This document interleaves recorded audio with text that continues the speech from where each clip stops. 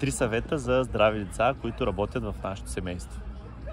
На първо място е храната, защото тя е много важна. От нея зависи как се обновяват клетките в тялото ни и тя ни дава енергия, дава ни всички необходими витамини, минерали и макронутриенти. Също така от храната зависи и нашата имунна система.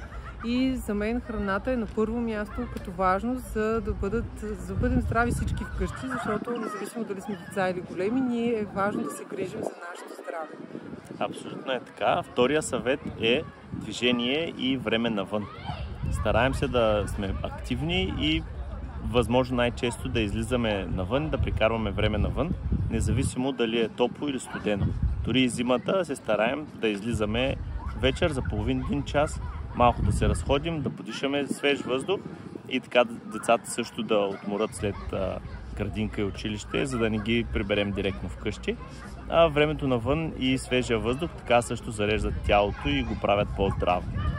Съвет номер 3, това е съня. Мисля, че това е най-пренебрегваната област на тема здраве, особено за децата, но и за нас възрастните. Всички ние знаем как не се чувстваме добре, когато не сме се наспали. За децата съня е от още по-голямо значение, защото те растат и съня им дава възможност да си починат както физически, така и ментално.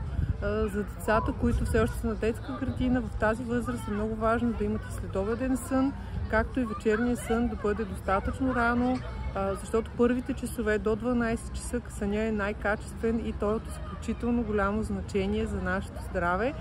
Така че възползвайте се от тези съвети, ако искате да имате здрави, енергични, щастливи деца, а съответно и ние като родители да бъдем по-спокойни и да не се притесняваме за здравето на децата си. На първо място храната, много е важно да бъде истинска, качествена, домашно приготвена. На второ място това е движението, времето навън. Сега през летния сезон ще ни набавя времето на открито и витамин D. И на трето място това е съня. Много е важно да имаме време, в което да си почиваме, децата да имат достатъчно време да се наспят, да си починат както физически от времето, което са играли, тичали напред-назад, така и да си починат и психически, нервната им система да бъде здрава и да се развиват правилно. Абсолютно. Благодаря ви, че гледахте видеото. Ще се радваме да споделите в коментарите своето мнение и своите съвети за здрави деца през цялата година. И вие имате други съвети за здраве, които използвате и вършат работа в вашето семейство, много ще се радваме да ги споделите в коментарите с нас.